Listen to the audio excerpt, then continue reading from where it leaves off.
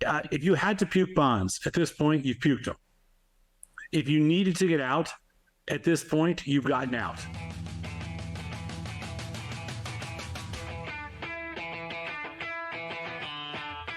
Tomas, we are back, my friend, and you know what that means. Time for a little bit more Tasty Live with this man, Mr. Chris Vecchio. Let me explain. Chris, how are you?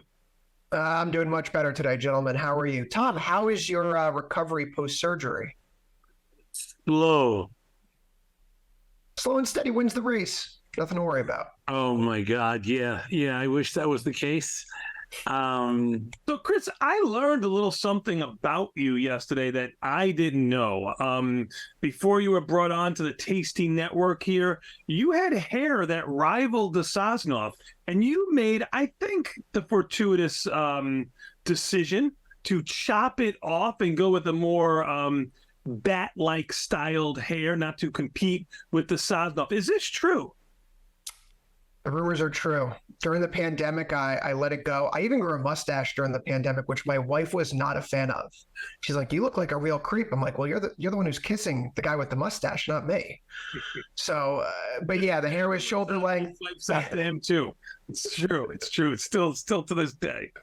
Interesting. It was very long, and then once I joined Tasty, I said, I can't outshine the master. So, do you regret your decision?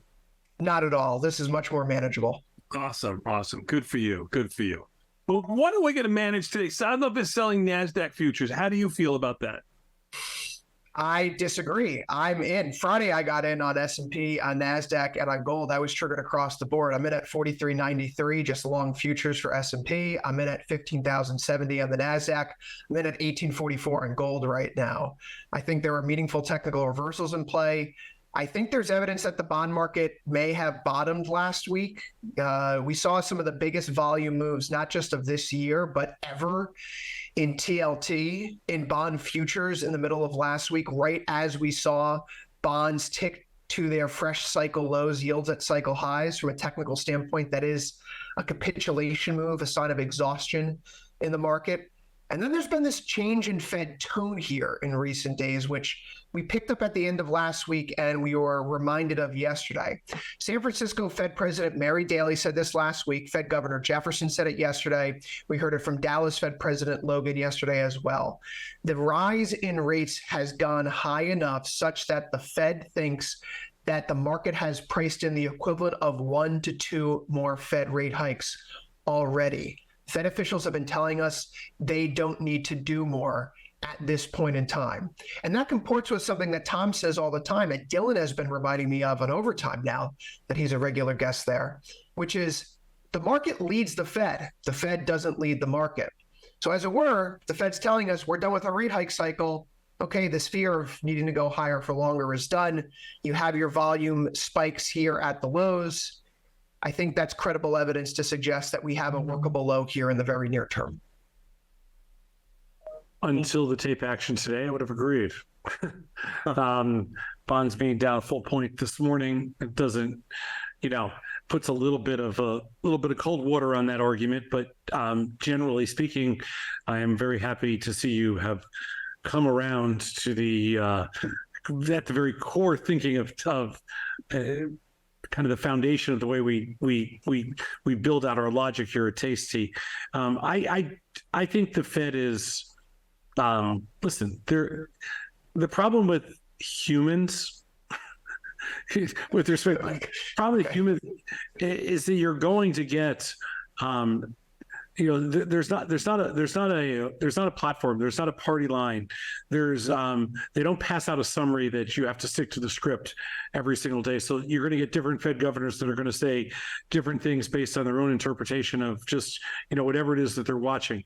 But the reality of what's happening ultimately is, I agree with you. I think we are at a point right here where I don't think bonds are out of the woods by any stretch, but I think interest rates, should they hold this level here, are in pretty good shape.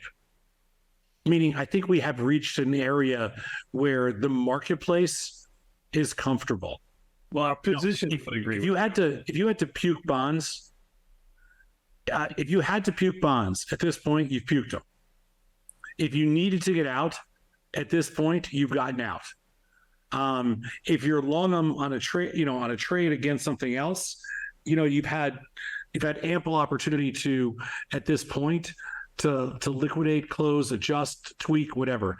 I think that the majority of the damage has been done, and except for I think there's two other possible scenarios that play out.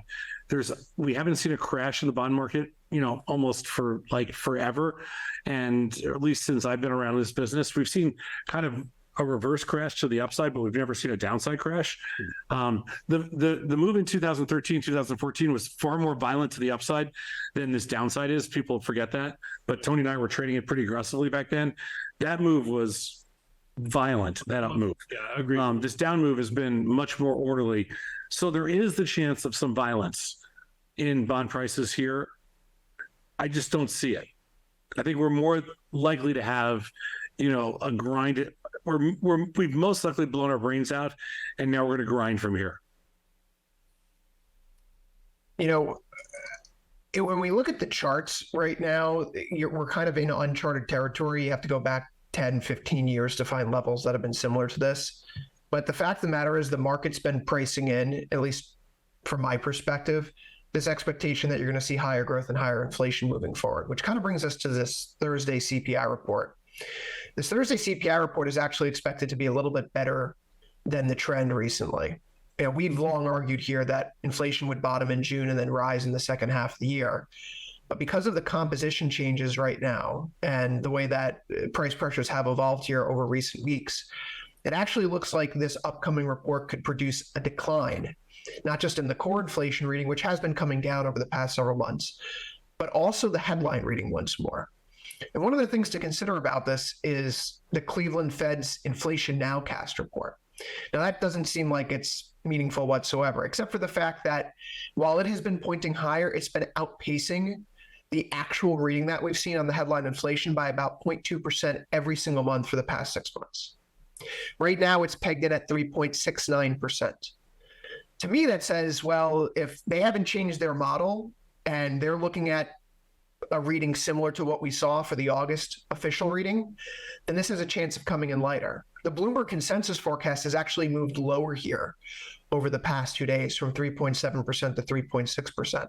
And again, these are all just guesses at the end of the day. But the fact of the matter is that energy prices have started to reverse course. I know we have this geopolitical event risk on the horizon that is now pushing oil back to the upside. But on a year-over-year basis, which is how the CPI basket measures energy inputs, it's still negative year over year. So when I look at what's going on this Thursday, I see an inflation number that may come in a little bit lower than what we previously feared.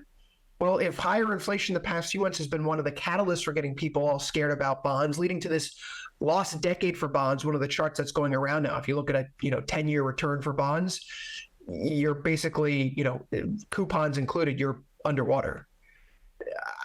I think between the non-farm payrolls report and CPI, you have the reasons to think that we do indeed have seen the worst of what's happened here in the bond market. And of course, we're in the best period of the year for stocks, right? We get through the end of September. We do the whole sell Rosh Hashanah buy Yom Kippur dance, September 16th to the 26th, the worst 10-day period of the year for stocks. We just hit the seasonal peak for volatility on Monday. If you look at the 10, 20, 25-year return profiles for the VIX, fourth quarter has a 5.5% average return for the S&P 500.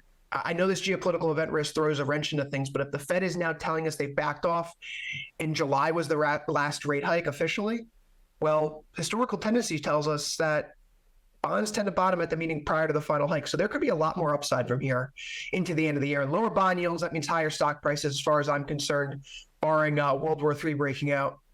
And so I like the stock, as some of the people say out there. I like S&P. I like the Nasdaq here. I like gold here. Gold has a little bit of a geopolitical risk premium right now. I'm treating the recent lows that we had as the lows for the rest of the year here in S&P and Nasdaq. That's a pretty bold call, Mr. Vecchio.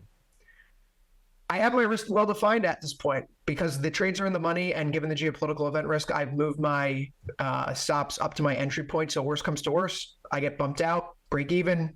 I take my ball and I wait for the next opportunity. But the technical formations, to me, they're pretty clear. And sometimes you just have to trust the charts. Wow, he's coming with a lot of Something you've never heard on this network for 13 years. You just ruined the whole network. You're welcome. Okay. Yeah, something you will never ever hear again, except when you're on. Yeah, like it's funny. I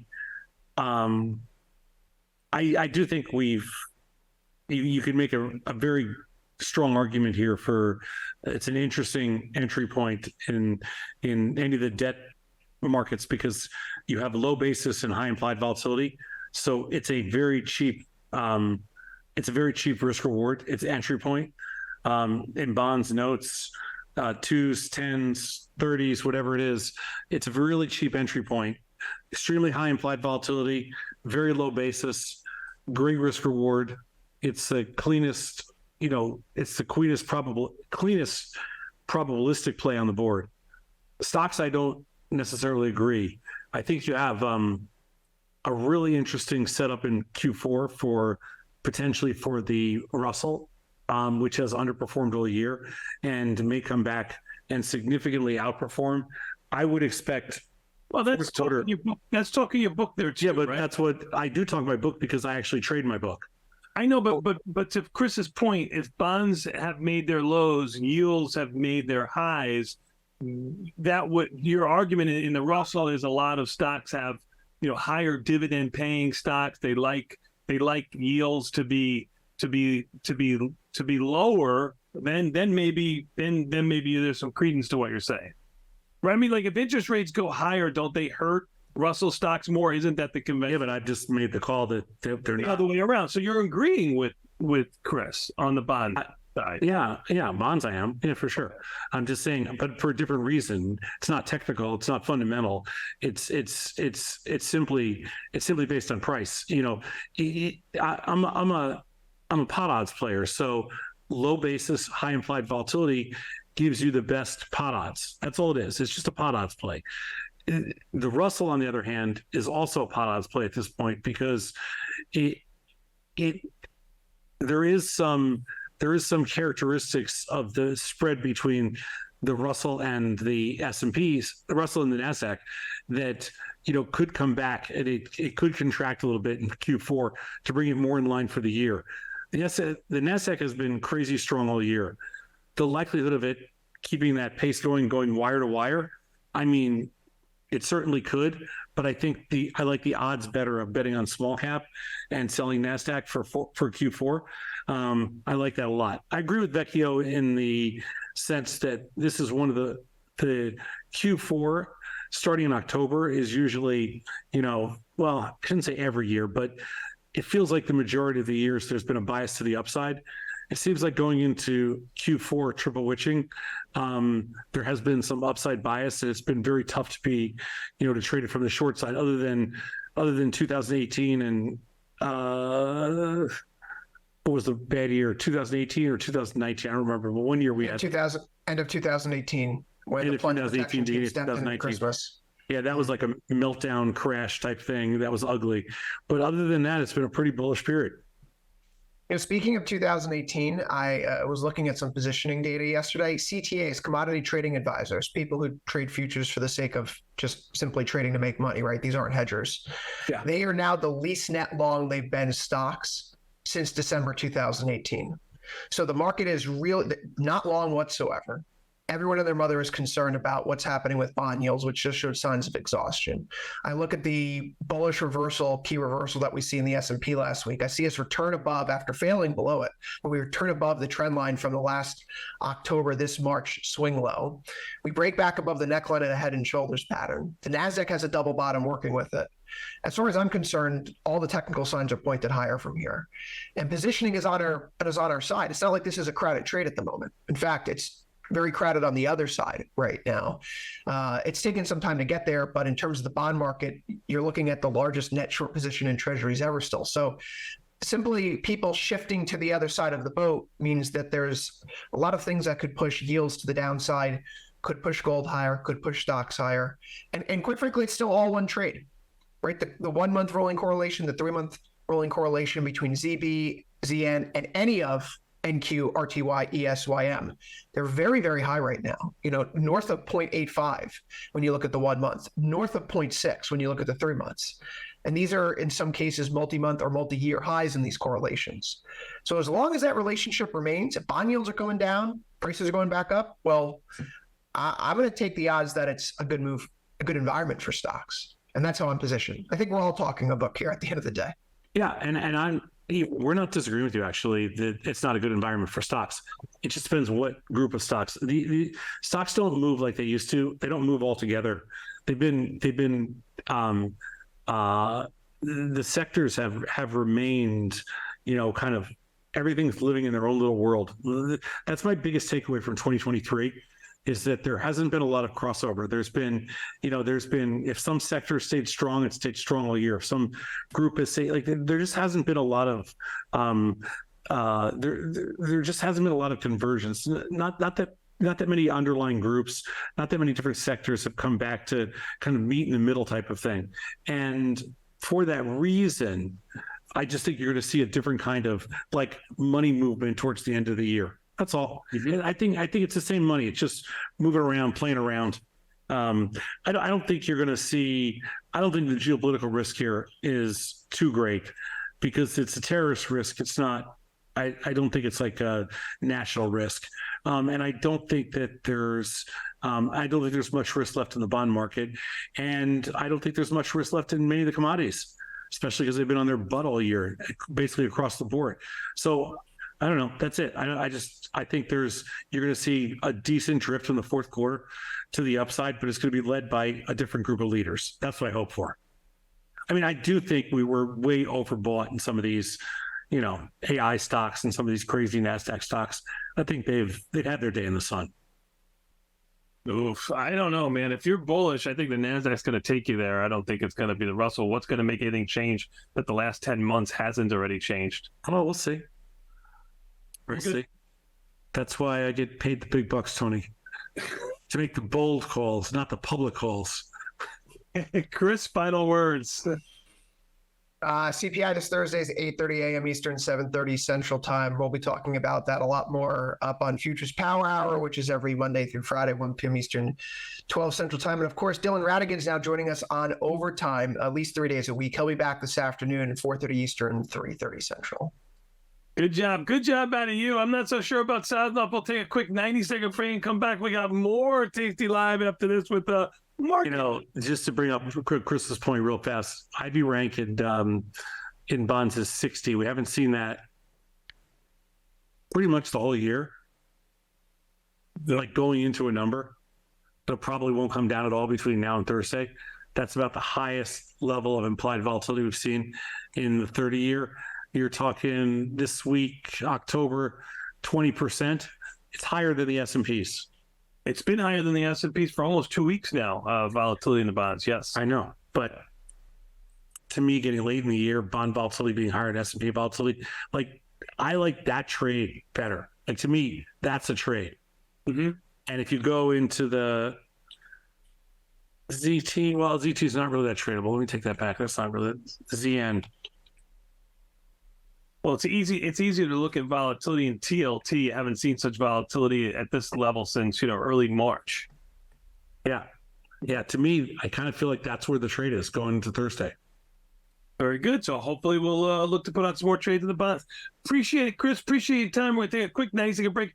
Oh, Sosnoff, I'm sorry, that ding that you heard while you were talking, that's me just closing my DocuSign trade from 926 for a nice profit. You can see them on option trades today. You know what days. We'll be back in 90 seconds. Listen to Tasty Live. Thanks, Chris.